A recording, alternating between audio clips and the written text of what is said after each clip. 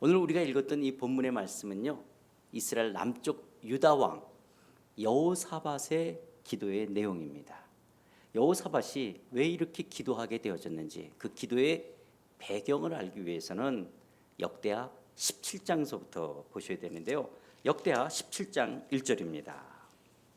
아사의 아들 여호사밧이 대신하여 왕이 되어 스스로 강하게 하여. 여호사밧 아버지의 이름은 아사였어요. 아사 왕이 그래도 나름대로 하나님을 의지했던 왕이지만 이후에 자국의 힘으로 외세를 물리칠 수가 없게 되자 아람 군대를 의지해서 유다를 지킵니다. 왕자로 자라던 여호사밧은 아마도 그런 힘없는 유다의 현실이 마음에 걸렸는지 왕이 되자마자 한 일이 뭐냐? 스스로 강하게 하여. 오늘날 말을 하면 자주국방할 수 있는 나라, 튼튼한 국방력을 가진 나라가 되기 위해서 17장을 쭉 한 장을 다 읽어보면요, 예루살렘으로부터 시작해서 각 성읍에 군대를 주둔시키는데 그 군사의 수요가 쭉 나와요. 다 더하면 116만 명. 이때 당시 여호사밧이 100만 대군을 거느립니다. 여러분, 한 나라의 지도자로서 국방력을 갖는다? 그거 잘못됐다고 말할 수 있는 국민들은 없을 거예요. 그러나 김일성, 김정일, 김정은처럼 백성들은 먹을 것이 없는데 군사력만 갖고 있다. 그러면 좋은 지도자가 아닐 수 있을 거예요. 그런데 여호사밧은 나라가 부강합니다. 물론 조공을 받은 것이지만 경제에 있어서도 힘을 갖게 되어집니다. 백성들이 넉넉하게 먹고 살 수 있는 그런 경제력으로 막강한 나라가 되어져요. 그러면서 더 나아가 교육이 있어서, 물론 율법을 가르치는 신앙 교육이었지만 교육 정책에 있어서도 열심히 다합니다. 여러분, 우리 한국에 요즘은 좀 덜하지만 그 조기 고등어 들고 다녔던 조기 유학생들이 한때 얼마나 많이 있었어요. 우리 중국에도 그런 조기 유학생들이 많이 왔던데 요즘은 좀 많이 덜해졌어요.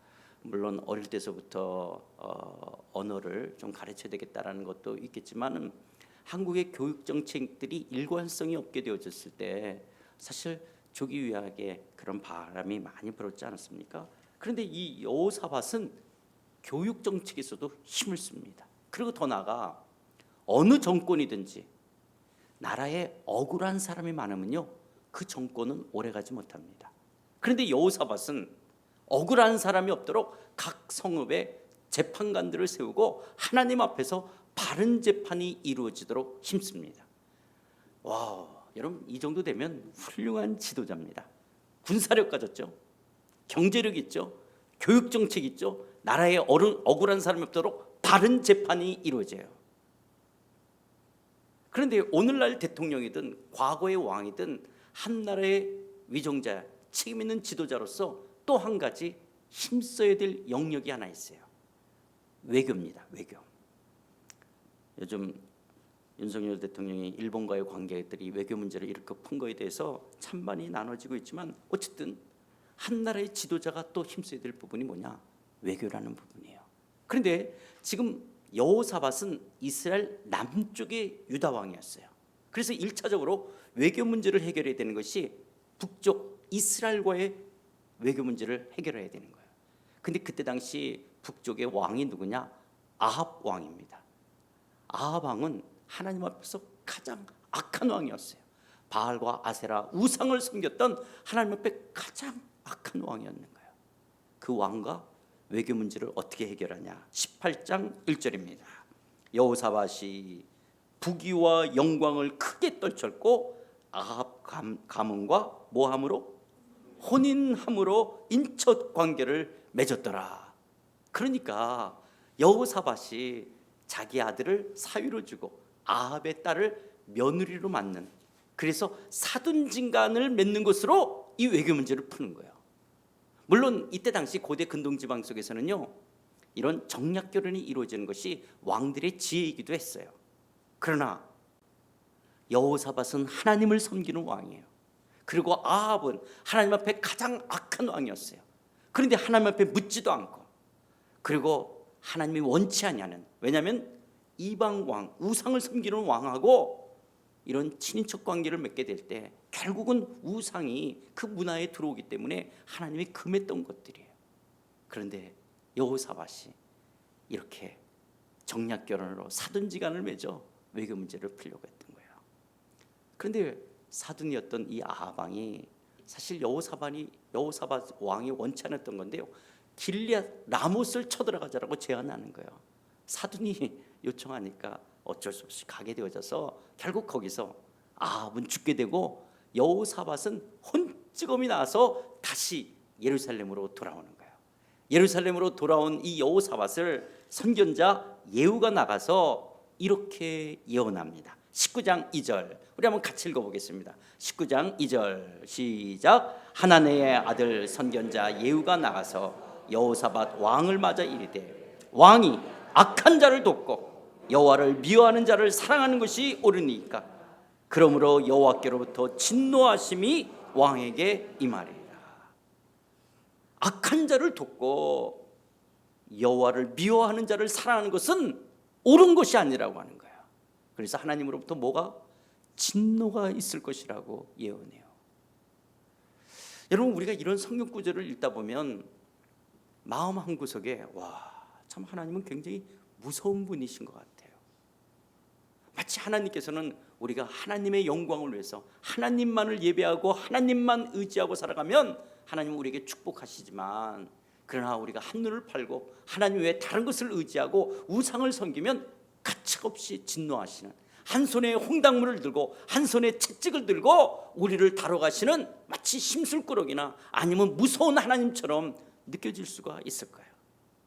그런데 여러분, 하나님이 여호사밧이 이렇게 외교 문제를 정략 결혼을 통해서라도 해결하려고 하는 걸 왜 모르겠어요? 왜냐하면 외교라는 문제는 나 혼자 열심히 해서 될 문제가 아니잖아요. 상대와의 관계예요. 그런데 상대와의 관계들 속에서 어떤 다른 문제, 분란이 일어나지 않고 가장 잘 해결할 수 있는 것이 사돈지간에 맺는 거 얼마나 지혜로운 거예요. 그러나 여호사밧은 하나님을 섬기는 왕이에요. 아합 왕은 하나님 앞에 우상을 섬겼던 왕이에요. 이런 여호사밧이 이렇게 할 수밖에 없는 것을 하나님은 훤히 다 알 수 있겠지만, 이런 여호사밧의 신앙을 좀 더 업그레이드된, 좀 더 고급한 신앙의 자리로 이끌기 위한 하나님의 레슨이 진노라고 하는 것으로 나타나는 거예요. 그 진노가 어떻게 나타나냐? 20장 1절 그 후에, 자, 이런 일이 있은 후에 모압 자손과 암몬 자손들이 마온 사람들과 함께 와서 여호사밧을 치고자 한지라. 와우. 여호사밧은 자주국방하면서 100만 대군을 거느리고 있었어요. 만약에 모압이 쳐들어온다, 모압을 막아낼 수 있는, 암몬이 쳐들어온다, 암몬을 무찌를 수 있는, 마온 사람들이 쳐들어온다, 승리할 수 있는 이런 100만 대군을 거느리고 있었는데, 연합군대가 돼서 암몬, 모압, 마온 사람들이 함께 쳐들어온다, 이거는 한 번도 생각해보지 못했던 거예요. 전혀 예상치 못했던 일이에요. 한 나라의 지도자로서 정말 열심히 살았던 왕이었어요. 군사력에 있어서, 경제력에 있어서, 교육정책에 있어서, 그리고 억울한 사람이 없도록 재판에 있어서, 심지어 하나님 앞에 죄를 져가면서까지도 열심을 다했던 왕이었어요. 그런데 전혀 예상치 못했던, 생각지 못했던 위기 앞에, 이 난관 앞에 여호사밧이 다리가 풀려요. 3절 여호사밧이 두려워하는 거예요. 그렇게 열심히 살았던 이 여호사밧 왕이 자기가 생각지 못했던 위기 앞에 두려워합니다. 여러분,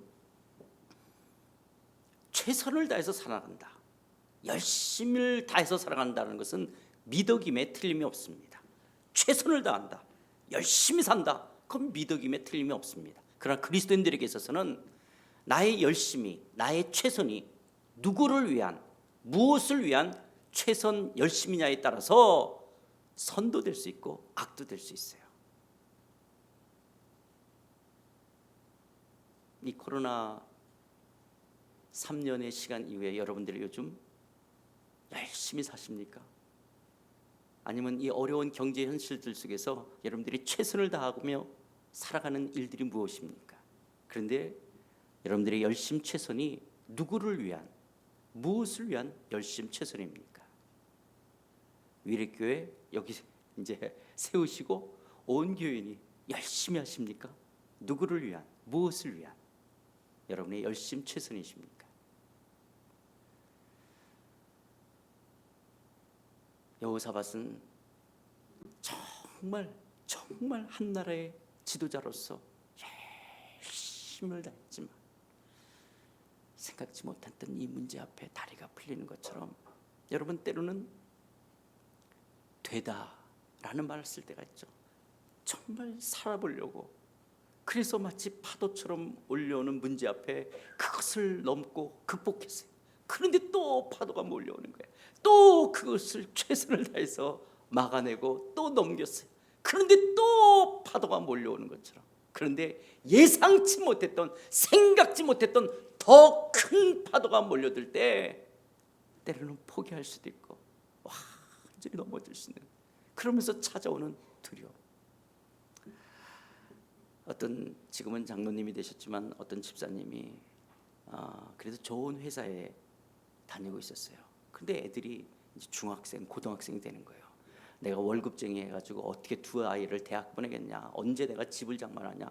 아내가 만류하는데도 불구하고 사표를 내던졌어요. 그리고 자영업을, 본인이 사장님이 됐어요. 그러니까 새벽서부터 밤늦게까지 팔을 걷어붙이고, 내 회사잖아요, 열심히 일을 하는 거예요. 근데 사장이 되다 보니까요, 자기가 월급쟁이 때는 한 달이 너무 늦게 오는데 사장이 되니까 분명히 지난주 월급을 줬대요. 분명히 지난주 월급을 줬는데 또 월급을 줘야 되는 건데 한 달이 얼마나 빨리 오는지 모르겠대요. 그런데 이제 그렇게 회사를 열심히 가꾸다 보니까 이제 두 아이도 대학을 보내고 집도 장만하고 살만하던 때에 자려고 하는데요, 전화가 온 거예요.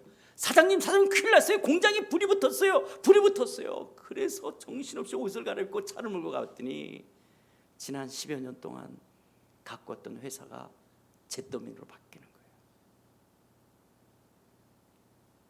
하나도 건져내지 못하고 잿더미로 바뀌는 그 회사를 바라보면서 찾아오는 절망감, 그리고 앞으로 어떻게 해야 될지 이 막막함 속에 찾아오는 두려움. 여러분들은 지금까지 살면서 이런 두려움을 경험해 보신 적이 있으십니까? 그럴 때 그 두려움을 어떻게 해결하시며 오셨습니까? 아니, 내 인생에 정말 생각지 못했던 문제 앞에 불안과 염려와 근심과 그 두려움으로 나를 엄습해 온다면 여러분들은 이런 두려움을 어떻게 해결해 가시겠습니까? 여호사밧은 3절, 여호사밧이 두려워하여 3절 여호와께로 낯을 향하여 간구하고 온 유다 백성에게 금식하라 공포하매. 여호사밧은 여호와께로 얼굴을 향하여 간구했다. 온 유다 백성과 함께 금식했다라고 이야기하는 거예요. 하나님을 향해 얼굴을 들고 하나님의 얼굴을 바라보며 기도하는 거예요. 그 기도할 때의 내용이 오늘 우리가 읽었던 12절 13절이에요. 다시 한번 12절 13절 볼까요? 우리 하나님이여 그들을 징벌하지 아니하시나이까. 우리를 치러오는 이 큰 무리를 우리가 대적할 능력이 없고 어떻게 할 줄도 알지 못하고 오직 주만 바라보나이다 하고 유다 모든 사람들이 그들의 아내와 자녀와 어린이와 더불어 여호와 앞에 섰더라. 제가 결혼하기 전이나 제가 상하이 한인연합교회 담임 목사가 되기 전에는요, 이런 13절은 읽으면 그냥 지나갔던 성경 구절이었어요. 여러분 13절 읽으면 은혜가 되세요? 유다 모든 사람들이 그들의 아내와 자녀와 어린이와 더불어 여호와 앞에 섰더라. 그러니까 막 은혜가 되십니까? 그냥 이렇게 지나갔던 성경 구절인데, 저도 이제 아이들이 있게 되어지고, 그리고 이제 상하이 한인연합교회 이제 성도 수도 어느 정도 있게 되어지니까 책임을 맡는다. 책임이 있는데요, 우리가 때로는 사회적으로 어떤 사람이 진급을 한다든지 성공을 하고 출세했을 때 부러워하잖아요. 그러나 우리가 위치가 높아질수록, 그리고 어떤 지도자가 되어졌을 때 책임져야 될 사람들이 있게 되어져요. 내 결정과 선택에 내가 책임을 져야 되는. 물론 남자들이 그래 산 사람 목구멍에 거미줄을 치겠냐? 나 하나야 내가 어떻게 해결할 수 있는데 내가 책임져야 될 처자식들, 또 회사가 무너지면 내가 책임져야 될 이 식솔들. 교회에서는요, 새 가족이 와서 예수님 만나고 거듭나서 신앙이 파릇파릇 자라는데 혹시 교회가 시험에 들거나 문제가 생겨서 그 사람들에게 시험이 들까봐, 문제가 생길까봐, 교회를 떠나거나 주님을 떠날까봐 여러 가지 면들 속에서요, 성도 수가 많아지면 많아질수록 이런 책임이라는 것이 있는 거예요. 책임. 근데 여호사밧이 제일 약자들이에요. 아내와 자녀와 어린이와 더불어 여호와 앞에 섰더라. 여호사밧이 책임져야 될 가장 약자들, 자녀, 어린아이, 아내. 그러면서 여호사밧이 하나님, 이들을 징벌하지 않겠습니까? 우리를 치러는 이 큰 무리를 우리가 대적할 능력이 없고 어떻게 할 줄도 알지 못하고 오직 주만 바라보겠다라고 마치 항복하듯이 하나님만 바라보겠다고 두 손을 들며 오직 주만 바라보겠다라고 얼굴을 하나님께 향하며 간구하며 금식하는 거예요. 근데 여러분, 이런 성경 구절도 읽다 보면 여호사밧이 너무 엄살 부리는 것 같지 않아요? 아니, 대적할 능력이 없다니. 일단 군사가 몇 명 있다고요? 지금요? 116만, 100만 대군이 있어요. 또 어떻게 할 줄도 알지 못, 뭘 어떻게 할 줄 모릅니까? 일단 뭐서부터 해야 돼요? 군대 장관들 소집시켜야 되죠. 그래서 자, 우리 100만 대군 있다. 적군이 바닷가에 몰이해야 할 처럼 많다. 근데 우리가 어떤 전략으로, 어떤 전술로 싸우면 이길 수 있는지 의논해 볼 수 있잖아요. 그리고 아버지가 그렇게 외세 아람 군대를 의지해서 나라를 지키는 것이 마음에 안 들었다 할지라도 나라가 멸망당하는 것보다는 외세를 의지해서라도 유다를 지켜야 되지 않겠어요? 그런데 여호사밧이 대적할 능력도 없고 어떻게 할 줄도 못하고 오직 주만 바라본다. 그러니까 종교를 아편이라 그러지 않냐. 왜 기독교는 어떤 위기와 난관의 문제에 봉착했으면 그걸 뚫고 나갈 강한 정신력이라든지 때로는 용기를 주고 좀 힘써 살아가도록 그렇게 해야지. 기독교인들은 문제만 생기면 평소에 안 하다가 새벽기도 하니 금요 철야를 하니 뭐 금식기도 한다 그래서 하나님 도와주세요 살려주세요 하다가 문제 해결되면 또 랄라 룰루거리고 살다가 또 문제만 생기면 순장님, 교구장님, 목사님, 장로님 이 사람 저 사람들 기도 부탁하고 또 문제가 해결되면 또 랄라 룰루거리고 사는. 그러니까 종교는 아픈 것 같지 않냐라고 이야기하는 사람들이 있어요. 그런데 여러분, 이것은 나약한 모습이 아니에요. 왜냐하면 하나님은 인간을 처음 디자인하실 때서부터 인간은 하나님만 의뢰하며 살도록 우리를 그렇게 설계하셨어요. 마치 하나님이 물고기를 만드셨을 때 물고기는 어디서 살 때 가장 자유롭게 살도록 만드셨죠? 예, 물속에서. 근데 물고기가 왜 내가 물 안에서만 사냐라는 거예요. 그래서 모래사장으로 튀어나온다? 불 속으로 들어간다? 그건 불고기지 물고기가 아니에요. 하나님은 물고기를 만드실 때는 물고기는 물 안에서 가장 자유롭게 살도록 설계하신 것처럼 인간을 만드실 때 하나님은 인간은 하나님으로 하나님 안에서 살도록 만든 거예요. 그런데 기독교가 말하는 죄는 뭐예요? 하나님을 하나님으로 여기지 않고 내 마음대로 살아가겠다는 거예요.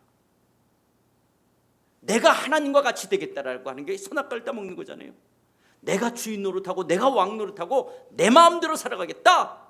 이걸 기독교가 죄라고 말하는 것처럼 여호사밧이 한 나라의 지도자로서 팔을 걷어붙이고 최선을 다하는, 어떤 면에서 인간적으로 봤을 때 훌륭한 지도자일지 모르지만 하나님 앞에서는 바른 것이 아니었어요. 그렇게 우상을 섬기는 아합과 청약 결혼을 맺어가면서까지라도 왕 노릇을 잘하려고 하는 것이 하나님 앞에 바른 것이 아니에요.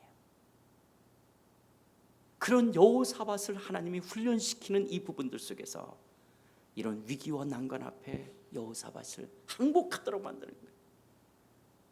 단순히 내가 대적할 능력이 없고 어떻게 할 줄도 못하는, 왜 뭐 군대 장관을 소집하는 걸 왜 못하겠어요? 근데 그런 문제가 아니라는 것을 아는 거예요. 도리어 이 위기 앞에서 하나님 앞에 얼굴을 향하여 하나님을 찾는 거예요. 그래서 사실 우리도 신앙생활 하다가 나름대로 열심히 하고 일도 잘 풀 때는 우리가 솔직히 깊게 기도 못 하잖아요. 기도 안 하잖아요. 사실 못 하는 것보다. 그러다가 문제가 생겨서 하나님을 찾는 거, 도리어 그 문제가 축복이잖아요. 우리에게 찾아온 고난이, 우리에게 찾아온 그 두려움이 도리어 하나님만 의뢰하게 한다면 도리어 그 고난이, 그 두려움이 도리어 변장된 축복이 되어지는 것처럼 여호사밧이 하나님의 얼굴을 구하게 되어지는 거예요.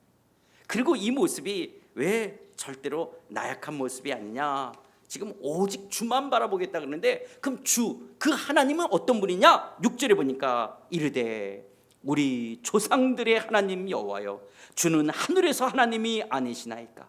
이방 사람들의 모든 나라를 다스리지 아니하시나이까? 주의 손에 권세와 능력이 있사오니 능히 주와 맞설 사람이 없나이다. 지금 여호사밧이 오직 주만 바라보기 때문에 주 하나님은 어떤 분이냐? 우리 조상들의 하나님 여호와여. 우리 조상들의 하나님의 여호와라는 말이 무슨 말입니까?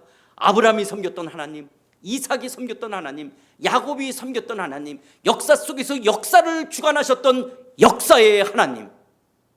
인간의 사색의 산물이나 인간의 손으로 빚거나 깎아서 만든 신이 아니라 하늘과 땅을 창조하신 창조주 하나님, 인간의 생사화복을, 한나라의 흥망성쇠를 주관하시며 열방을 다스리시는, 통치하시는 하나님, 누구도 대적해서 이길 수가 없고 누구도 싸워서 이길 수가 없는 손에 권세와 능력을 가지신 하나님.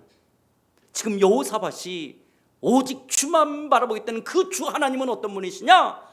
역사의 하나님, 창조주 하나님, 통치하시는 하나님, 손에 권세와 능력을 가지신 능력의 하나님, 그 하나님만 바라보겠다는 거예요. 그러면서 더 나가서 하나님, 과거에 솔로몬 왕이 예루살렘 성전을 하나님 앞에 봉헌하면서 하나님, 이스라엘 백성들이 하나님 앞에 범죄해서 이 땅에 재앙이나 난리나, 9절, 재앙이나 난리나 견책이나 전염병이 있다, 기근이 있으면 주의 이름이 이 성전에 있어서 우리가 이 성전 앞과 주 앞에 서서 이 환난 가운데 주께 부르짖으면 들어주시겠다라고 솔로몬에게 기도의 약속을 했던 것처럼, 여호사밧은 그 솔로몬이 하나님 앞에 기도하며 들었던 그 음성을 기억하며 우리의 기도에 응답하신 하나님, 우리가 범죄해서 우리의 땅에 재앙이나 난리나 견책이나 전염병이나 기근이 임했다 할지라도 이 성전에 엎드려 하나님의 얼굴을 구하며 하나님 앞에 나아갈 때 우리의 기도를 들어주시겠다라고 하는, 우리의 작은 신음에도 응답하시는, 우리의 어둠 가운데 밝은 빛을 비춰주시겠다고 약속하신 그 하나님을 기억하며 주만 바라보겠다라고 말하는 거예요. 여러분, 우리가 기도할 때 때로는 기도 응답에 하나님이 우리의 기도를 들으시고 응답하신다라고 하는 그런 약속의 말씀 가운데 우리가 많이 기억하는 게 예레미야 33장 3절이잖아요. 너는 내게 부르짖으라, 내가 내게 응답하겠고 내가 알지 못하는 크고 은밀한 일을 내게 보이리라. 그런데 하나님께서는 예레미야에게 네가 부르짖고 기도하면 내가 응답하겠다라는 거 하는 것을 맹세라도 해야 된다면 맹세하고 싶었어요. 근데 맹세라는 것은 자기보다 더 큰 권위 앞에서 하는 거잖아요. 근데 하나님이 자기보다 더 큰 권위가 없으시니까 2절에서 이렇게 말씀하시는 거예요. 이를 행하시는 여호와, 그것을 만들며 성취하시는 여호와, 그의 이름을 여호와라 하는 이가 이와 같이 이르시되 너는 내게 부르짖으라. 그러니까 하나님께서 당신의 이름에 명예를 걸고 약속하시는 거예요. 이를 행하시고 그것을 만들고 성취하시는 여호와, 그의 이름을 여호와라 하는 자가 약속하는 거예요. 당신의 이름에 명예를 걸고 너는 내게 부르짖으라, 내가 내게 응답하겠고 내가 알지 못하는 크고 은밀한 일을 내게 보이겠다라고 말씀하시는 거예요. 우리가 부르짖고 기도할 때 하나님은 우리의 기도에 응답하시는 하나님인 줄 믿습니다. 아무것도 염려하지 말고 오직 모든 일에 기도와 간구로 너희 구할 것을 감사함으로 하나님께 아뢰라. 그리하면 모든 지각에 뛰어난 하나님의 평강이 그리스도 예수 안에서 너희 마음과 생각을 지키시리라. 자, 여호사밧이 오직 주만 바라보겠다라고, 역사의 하나님, 창조주 하나님, 통치하시는 하나님, 능력의 하나님, 우리의 기도에 응답하시는 그 하나님만 바라보겠다라고 주의 얼굴을 구하는 거예요. 그렇다면 그 하나님이 살아계시다면 이제 그 하나님이 응답하셔야 되잖아요. 이렇게 오직 주만 바라볼 때, 첫 번째로 오직 주만 바라볼 때 하나님의 위로가 있습니다. 하나님이 위로의 하나님으로 찾아오시는 거예요. 혹시 자막 만드셨어요? 일대지 한번 눌러보세요. 오직 주만 바라볼 때, 그거는 안 만드셨구나. 오직 주만 바라볼 때 하나님의 위로하심이 있어요. 자, 14절 15절 보는데요, 15절 읽게. 여러분 그 자막은 그냥 14절 15절 다 띄우세요. 제가 15절 읽겠습니다. 야하셀이 이르되 온 유다와 예루살렘 주민과 여호사밧 왕이여 들을지어다. 여호와께서 이같이 너에게 말씀하시기를 너희는 이 큰 무리로 말미암아 두려워하거나 놀라지 말라. 하나님께서 하나님의 종 야하실을 통해서 하나님이 말씀하시는 거예요.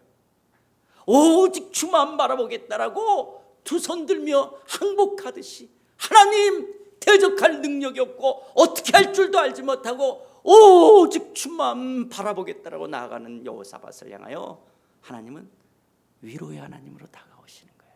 위로의 하나님.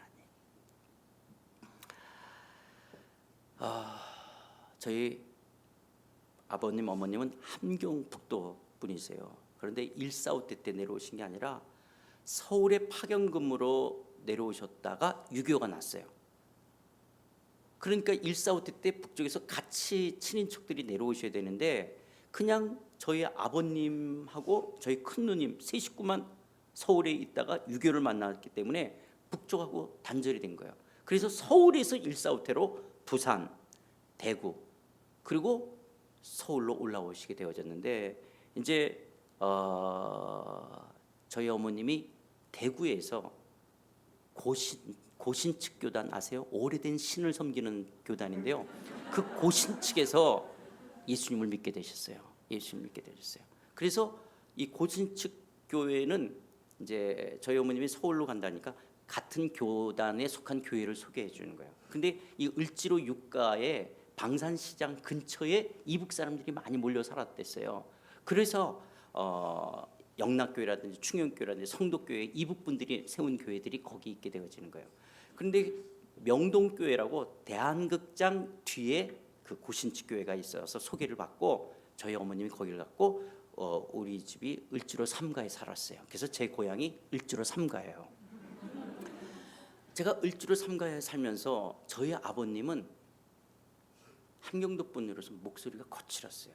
그래서 이 종갓나 새끼가 어찌 그러냐. 제가 제일 우리 아버지한테 많이 들었던 말, 이 종갓나 새끼.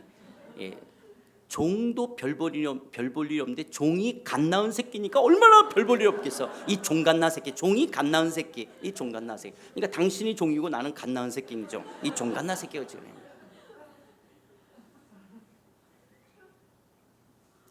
그러니까 저희 아버님의 그런 거칠음 속에 우리 어머님이 이렇게 뭐 자상한 그런 사랑을 받지 못하면서 제가 막내로 태어났어요. 그래서 우리 어머님이 저를 막내 중에 막내같이 진짜 치마에다 돌돌돌 말아서 저를 키웠어요. 그러니까 저는 굉장히 어릴 때서부터 편식을 했어요. 잘 안 먹은 거예요. 워낙 잘 안 먹고 그러니까 한 숟갈이라도 더 먹이려고 그러면 달게 해주면 좀 받아 먹잖아요. 그러니까 그냥 그 비싼 설탕가루라도 해서 그래서 제가 설탕에다가 밥을 비벼줬어요. 왜 그러냐면 밥 한 숟갈이라도 더 먹이려고. 그렇게 설탕을 먹고 자란 제가 그러니까 제가 난쟁이 똥자루 맞게 이게 자라지를 못하게 된 거예요. 자라지를 못하게 된 거예요. 그러면서 저는 시골 배경이 그러니까 없는 거예요.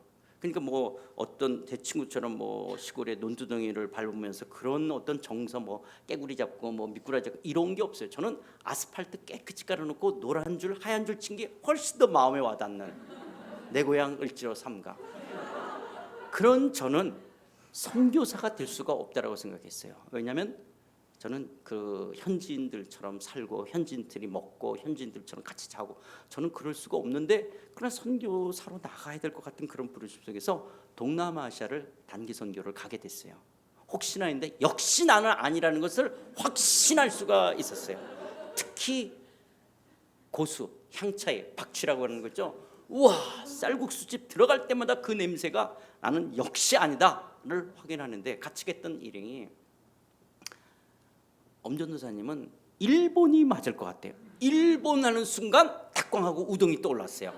아, 내가 일본이면 갈 수 있을 것 같아요. 그래서 일본에 있는 변재창 선교사님이라는 분한테 연락을 해서 전화를 걸고 제가 갔더니 오라고 그래서 관광 비자를 갖고 가서 만났어요. 한국에서 뭐 했냐? 예, 캠퍼스 사역했어요. 뭐 대학생 제자 훈련을 했어요. 그랬더니 이분이 무릎을 치면서 기도응답이라는 게 와세대 대학만 5만 명의 학생이라는 거예요. 그래서 캠퍼스 사역할 사람을 보내달라고 기도해. 나는 지금 닭광하고 우동 때문에 혹시나 해서 왔는데 기도응답이라고 그분이 막 무릎을 치고 해서 수석을 하자라는 거예요. 그러면서 여기 위례에 동영교회라고 여기 새로 생겼죠. 원래 저게 송파구청 앞에 저기 방이동 골목에 있었던 거잖아요. 그게 이쪽으로 이제 오게 되어졌는데 그 동현교회 목사님이 제가 이제 저는 고시에 살다가 저희 목사님이 합동 측으로 갔기 때문에 저는 모든 귀신들이 모여있는 총신이라는 데를 다니게 됐어요. 그래서 오래된 신을 섬기다가 이제 모든 귀신들이 다 모여있는 합동 측으로 가면서 이제 제가 선교사 훈련을 받는데 연락이 와서 그 목사님이 우리 합동 측 사람이 있으면 후원하겠다 그래서 그때 당시는 협력 선교사가 되면 100불, 200불 후원했어요. 근데 이제 저는 대학생 사역을 해서 후원 교회가 없었어요. 그래서 이제 그 이력서 갖고 이제 찾아가서 했는데 어느 지역을 생각하네요. 근데 하여튼 그때 현재로는 닭광우동이기 때문에 일본이었어요. 그래서 일본. 그런데 그분이 저를 이렇게 빤히 가만히 쳐다봐요. 제가 일본 그랬더니 내가 너무 자신 없이 말해서 그러나 일본 이랬는데 저는 그러면서 이분이 뭐라 했냐면 이 동현교회가 원래는 마천동에서부터 있다가 일로 나온 거예요. 그래서 여기다가 이 송파구청 앞에다가 동현교회 건축이 끝나면 그 목사님이 도쿄에서부터 오사카까지 신칸센을 타고 가는데요. 십자가가 하나도 없더래요. 그래서 신칸센에서 서원기도를 했대요. 하나님, 여기 잠실에 예배당 건축이 끝나면 우리 교회에서 하나님 일본으로 선교사를 보내겠다고 그렇게 기도했대요. 그리고 당신이 잊어버리셨대요. 그런데 지금 선교사 후원하려고 그러는데 딱 하는데 일본 말을 하니까 이분이 가만히 저를 쳐다보면서 그게 생각나신 거예요. 일본? 내가 신칸센에서 그 서원기도 했었는데 그러면서 이분이 그거 말씀하시면서 일본 가겠네요. 예. 그래서 제가 졸지에 파송교회가 생긴 거예요.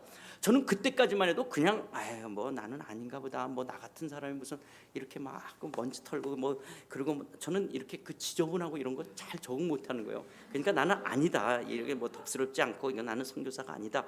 이렇게 생각했는데 파송교회가 되니까 진짜 나 하나님 보내시려고 그러나 이렇게 시작한 것이 도쿄에 있는 와세대 앞에 세시오 그리스도교회라고요. 오야마 레이치 목사님이라고 일본의 박윤선 박사님이에요. 그러니까 일본인 현대인 성경을 완역하고 일본 주석이 한 100권이 넘어요. 110권 정도 나온 일본의 신학자예요. 그 목사님 교회 대학부 사역자로 제가 들어가서 10년을 대학생 사역을 해요. 10년을 하다 보니까 이제 일본을 조금 알겠더라고요. 일본 사람들이 이랬고 이래서 예수를 믿기가 어렵고 일본 교회가 이렇구나. 그러면서 이제 10년 정도 되니까 하는데 지금 돌아가신 사랑의 오카노 목사님한테 전화가 왔어요.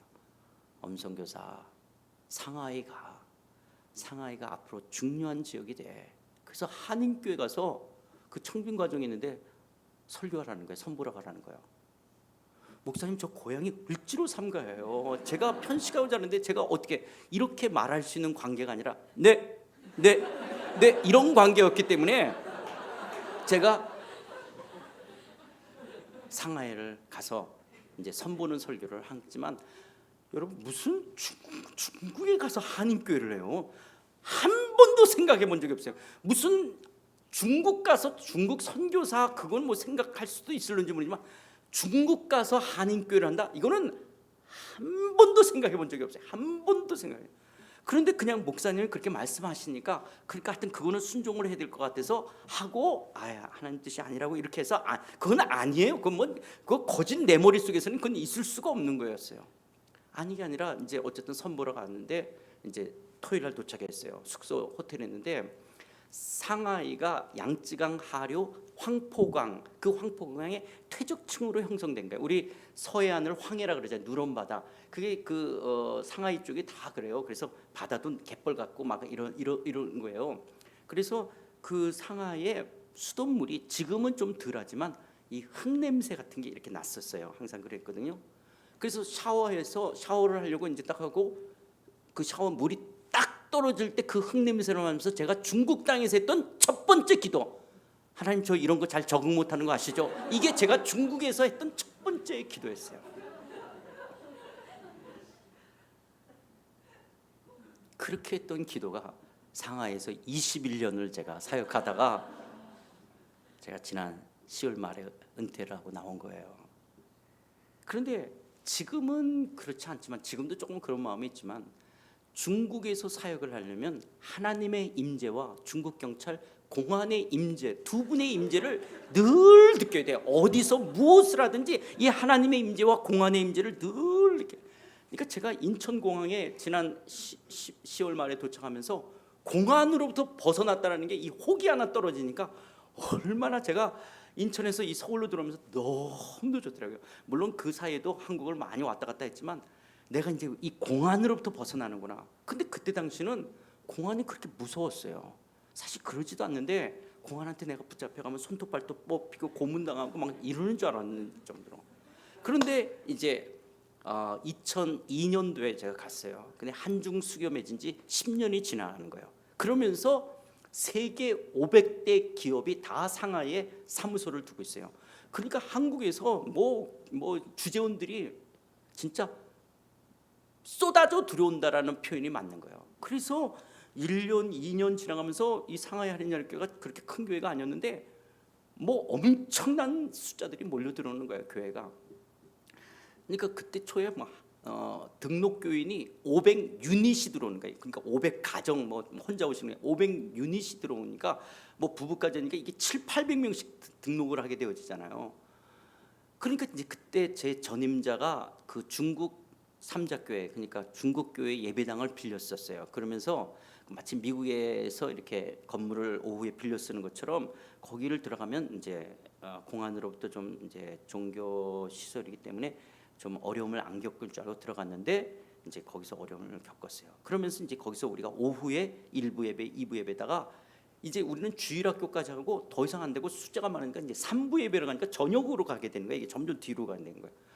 그래서 이제 건축위원회를 형성을 해서, 그리고 또 장로님들이 우리 출애굽해야 된다는 게 더 이상, 왜냐하면 정부에서부터는 그 종교활동 장소지만 삼자라고 하는 것들 속에서 우리가 자유롭지 못하고, 그러니까 상하이 한인 연합 교회가 아니라 한국어 부가 되는 거예요. 그냥 중국 교회의 한국어 부가 되고 헌금도 들어갔다가 탔어야 되는 부서니까. 그래서 이제 장로님들이 계속 싸우고 있었고 무슨 소리냐 뭐 있던 차에 이제 제가 가 있었기 때문에 우리 출애굽하자, 나가자라는 거예요.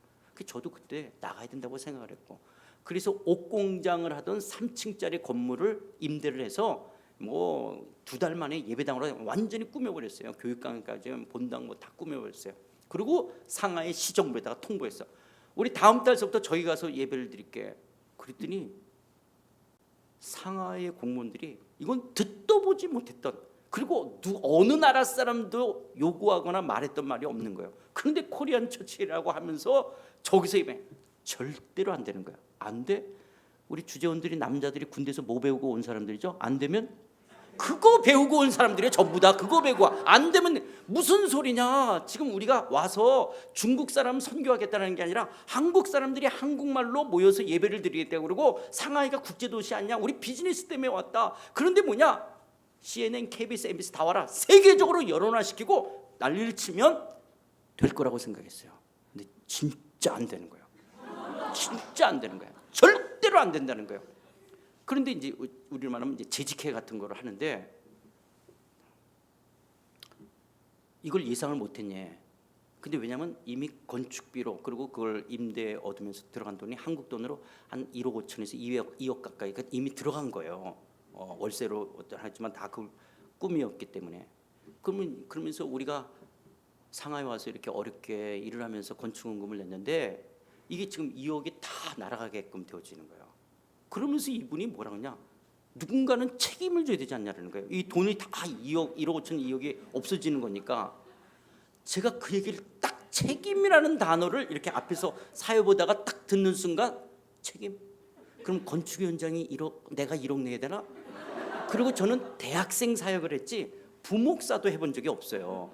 제가 선교사, 그러니까 대학생 사역, 그다음에 선교사, 그리고 담임 목사가 된 거예요.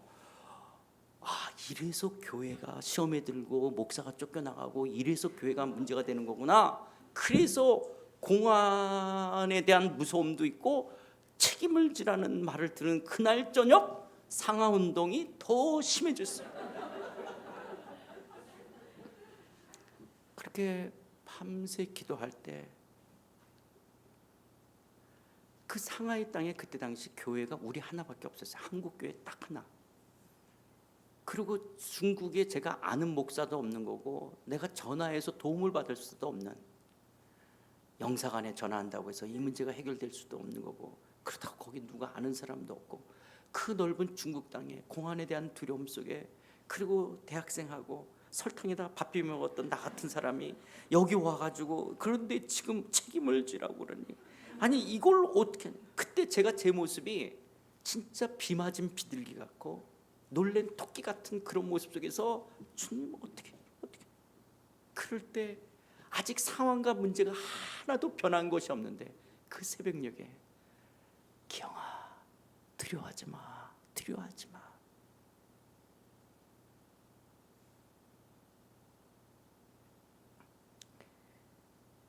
오직 주만 바라보는 자에게 하나님은 위로의 하나님으로 다가오십니다. 비록 우리의 형편과 처지는 변한 것이 없지만 밤새도록 힘겹게 노젓는 제자들을 향해 예수님이 뚜벅뚜벅 그 바다 위로 걸어오셔서 내니 두려워 말라고 말씀하신 것처럼, 여러분들이 비즈니스 현장 속에서, 여러분의 가정 속에서 때로는 내 배에서 난 내 새끼들, 자녀 문제로, 부부 문제로, 연속극이나 소설에 나오는 그런 문제가 우리 가정 속에서 일어나는 그 문제를 끌어안고 아파하고 힘들어하며 두려워할 때, 때로는 원치 않은 인간관계로 어려움을 겪고 가족이 질병으로 누워있는 모습들 속에서 무너지는 내 모습을 바라보고 두려움 속에 있고 절망 속에 있는 나를 향하여 하나님의 얼굴을 구하며 하나님 살려달라고, 하나님 도와달라고, 오직 주만 바라보겠다라고 기도하며 나갈 때 하나님은 위로의 하나님으로 다가오시는 줄 믿습니다. 두 번째, 오직 주만 바라볼 때 하나님의 주대심이 있습니다. 그 15절 후반부에 보면 이 전쟁은 너희에게 속한 것이 아니요 하나님께 속한 것이니라. 하나님께서요 이 야하시를 통해서 여호사밧에게 하고자 하는 가장 중요한 메시지는 바로 이거였어요. 이 전쟁은 너희에게 속한 것이 아니라 하나님께 속한 것이었다는 거예요. 여호사밧, 너 왜 이렇게 열심히 왕 노릇해? 아, 유다가 네 나라야. 네가 왕이니까 유다가 네 나라고, 네가 왕이니까 유다 백성이 네 백성이야. 그러면 이 전쟁은 너한테 속한 전쟁이라는 거예요. 그러나 유다가 하나님의 나라고 너는 대리 통치자야. 너는 이 왕으로서 내가 세운 대리 통치자고, 유다의 진정한 왕은 하나님이고 유다 백성은 하나님의 백성이란다면 이 전쟁은 하나님께 속한 전쟁이라는 거예요. 다윗하고 골리앗이 싸울 때 전쟁의 승패는 칼과 창에 있는 것이 아니라 하나님께 속했다라고 말할 때는 그것은 하나님이 전쟁에 승리하시는 능하신 하나님인 것을 이야기한다면, 지금 여기서 말하는 것은 로드십에 대한 이야기예요. 오늘날 우리말로 말하면 로드십, 누가 주인이냐라는 거예요. 여호사밧, 너 왜 이렇게 열심히 살아? 유다가 네 나라야? 유다 백성이 네 백성이야? 그러나 유다가 하나님이 이 나라를 세우셨고 열방 가운데 하나님의 하나님 되심을 드러내기 위해서 하나님이 세우신 나라요, 유다 백성은 하나님의 백성이라고 고백한다면 이 전쟁은 하나님께 속한 전쟁이라는 것을 여호사밧에게 이야기하는 거예요. 사실 우리의 신앙삶의 많은 부분의 어려움은요, 하나님이 우리를 로드십, 그리스도의 주되심을 고백하게 하는 하나님의 훈련들 아닙니까? 여러분들의 자녀들, 정말 내 자녀가 이런 문제가, 학교에서 친구들과의 관계 속에서 이런 문제가 생길지는 몰랐는데 내 뱃속에서 나온 내 새끼라 할지라도 이런 문제로 인해서 어려워할 때, 그렇습니다 하나님, 내 새끼가 아닌 하나님, 내 배를 통해서 낳았지만 이 아이의 주인은 하나님이라고 고백한다면 여러분들의 자녀의 모든 전쟁은 하나님께 속한 전쟁이 될 줄 믿습니다. 부부관계도 그렇고요, 비즈니스 속에서도요. 내 인생 내 거, 그래서 주 손붙잡고 아침 새벽부터 밤늦게까지 뛴다. 그래서 내 회사, 내 비즈니스, 내 경제적인 거, 나의 돈, 그러면 모든 비즈니스 활동에 속한 전쟁은 여러분께 속한 전쟁이지만 하나님, 이 모든 거의 주인이 주님이십니다. 하나님, 내가 이 회사 사장이지만 하나님이 진정 이 회사의 사장입니다. 하나님이 주인 되달라고 우리의 모든 경제적인 것 주님 앞에 당한다면 여러분의 모든 경제적인 것을 찾아오는 전쟁, 하나님께 속한 전쟁이 될 줄 믿습니다. 여러분, 위례교회 이제 1년 아직 안 됐죠? 이제 1년 돼가나요? 예, 그렇죠? 그러니까 지금 팔고 덮치고 있는 거잖아요. 이제 29개 중인데 저 분당 뭐 1000명이 넘어가 막 이런 거 스트레스 되지 않아요? 막 그리고 막 이렇게 하고, 자 위례도 뭔가 29개가 스타트 라인에서 땅 그랬으니까 지금 뛰어야 되잖아요.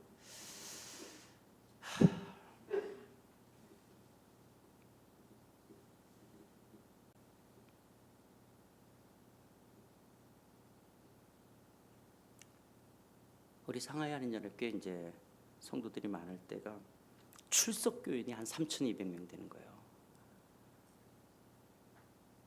하나님이 저를 목회하면서 가장 많이 저를 다루시고 했던 말이, 기영아, 이 교회가 네 교회니?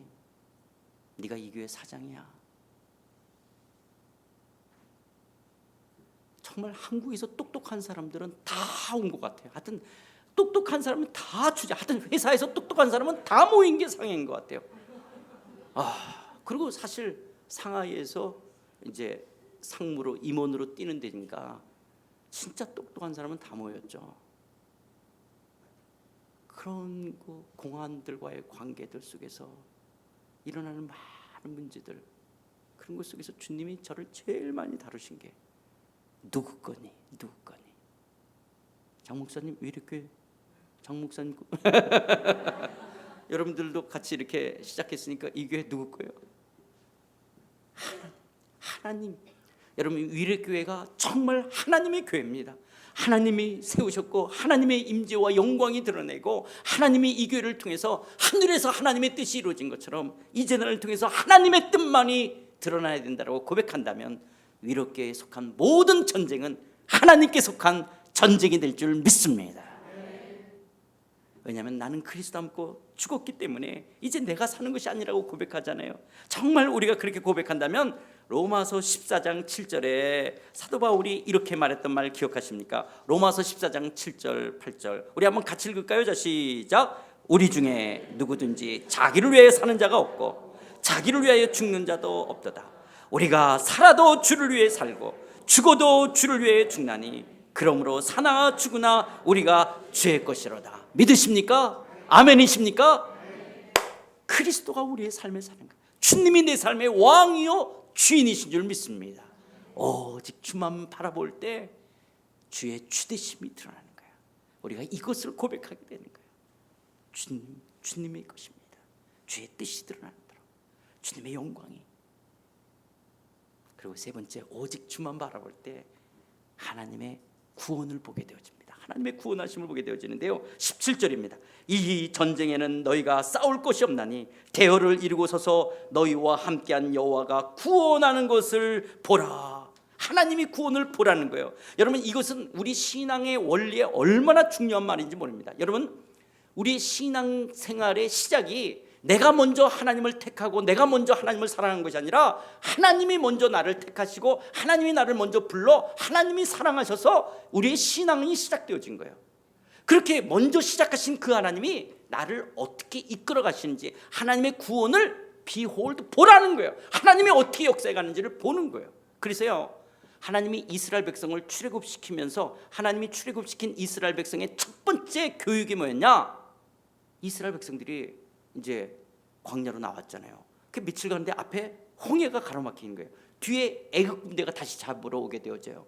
그러니까 이스라엘 백성들이 애굽에 매장지가 없어서 우리를 이 광야까지 끌고 나와서 여기서 죽게 하느냐라고, 우리가 애굽 사람을 섬기는 게 더 낫을 뻔했다라고 하나님과 모세를 향해서 원망하고 불평할 때 하나님께서 모세를 통해서 주셨던 말씀이 뭡니까? 출애굽기 14장 13, 14절 우리 한번 다 같이 읽겠습니다. 자, 출애굽기 14장 13, 14절 시작. 모세가 백성에게 이르되 너희는 두려워하지 말고 가만히 서서 여호와께서 오늘 너희를 위해 행하시는 구원을 보라. 너희가 오늘 본 애굽 사람을 영원히 다시 보지 아니하리라. 여호와께서 너희를 위해서 싸우시니 너희는 가만히 있을지라.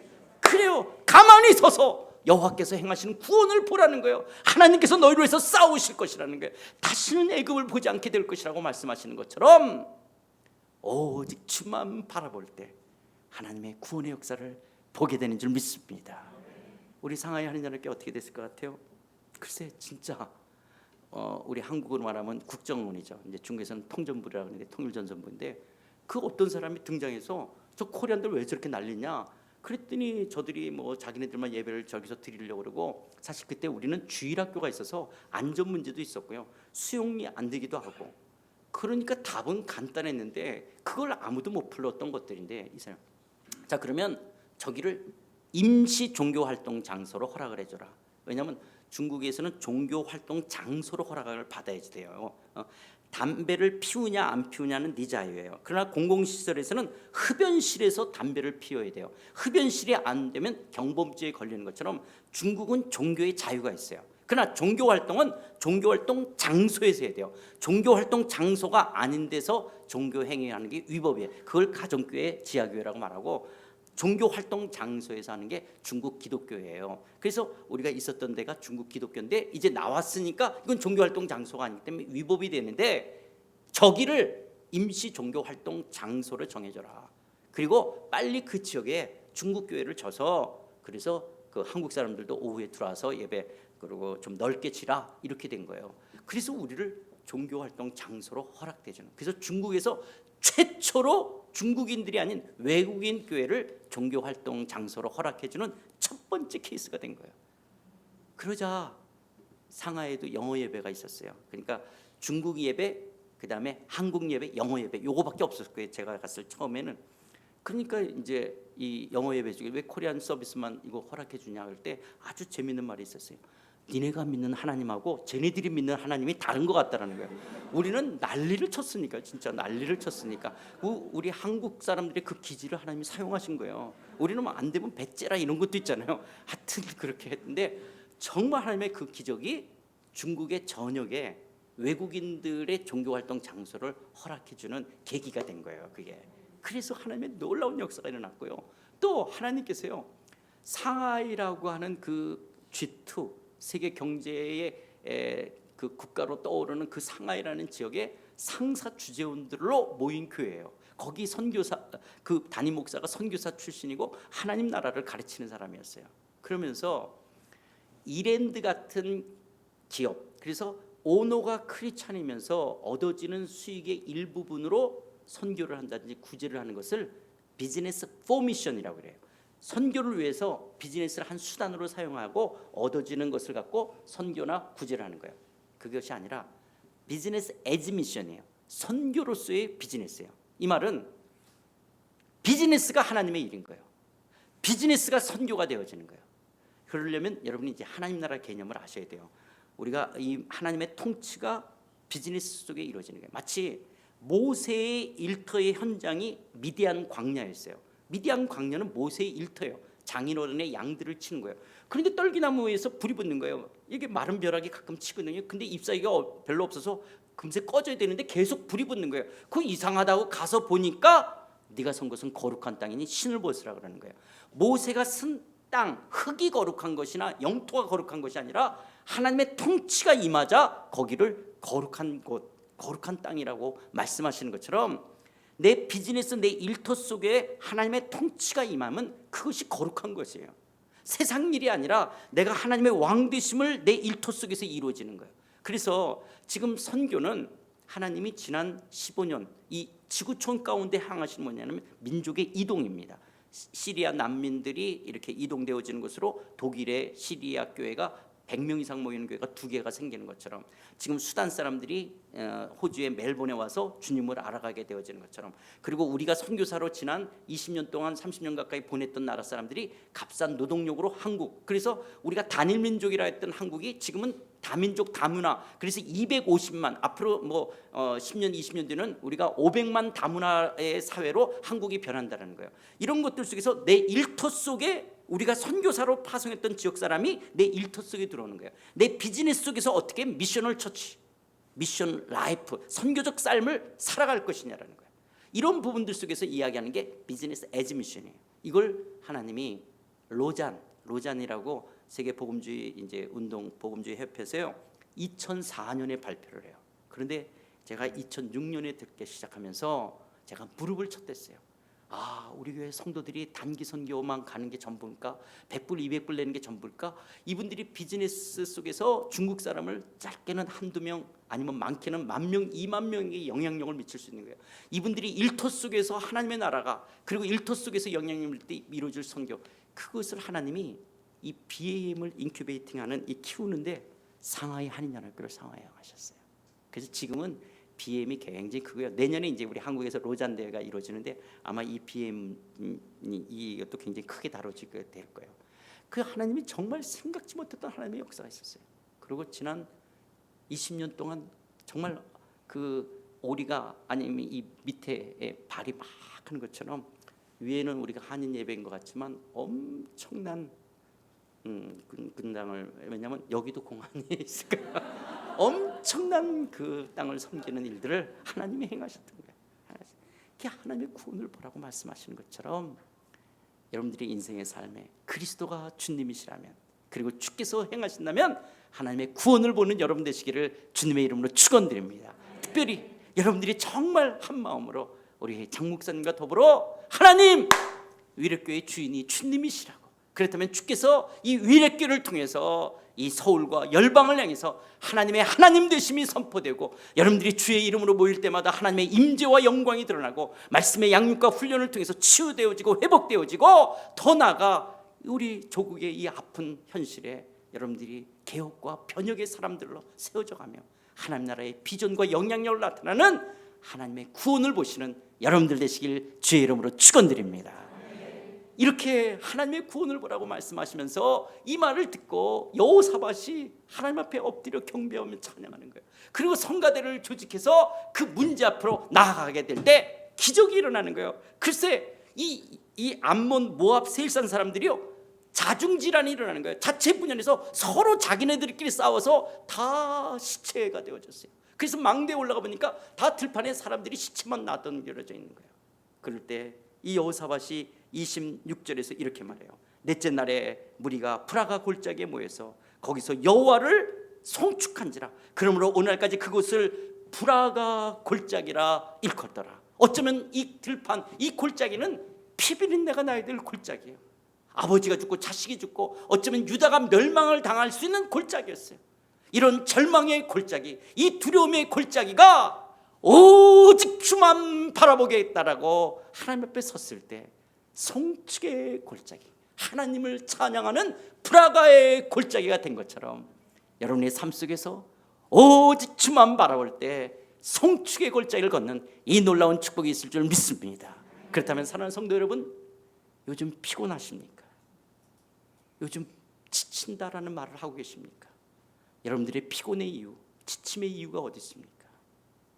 내가 주인 노릇하고 있기 때문에 그렇지는 않습니까? 때로는 하나님이 원치 않는 죄까지 져가면서 여러분의 인생을 잘되게 하려고 하고 있지는 않습니까? 이 저녁 하나님, 이 고난 주간 내가 그리스도와 함께 죽었습니다. 주님, 내가 그리스도와 함께 장사되었습니다. 내 안에 사신 이가 주님이십니다. 하나님, 우리의 가정도, 하나님 우리의 비즈니스도, 하나님 우리의 삶도, 그리고 우리의 위례교회도 주님이 주인이십니다. 주님이 주인 되셔서 하나님의 구원을 보기를 원합니다. 송축의 골짜기를 걷기를 원합니다. 하나님, 내 삶, 내 인생 오직 주만 바라보는 삶 되게 하여 주시옵소서. 송축의 골짜기를 걷는 삶 되게 하여 주시옵소서. 그렇게 주의 얼굴을 구하며 기도하며 나갈 때 이 축복 누리실 줄 믿습니다.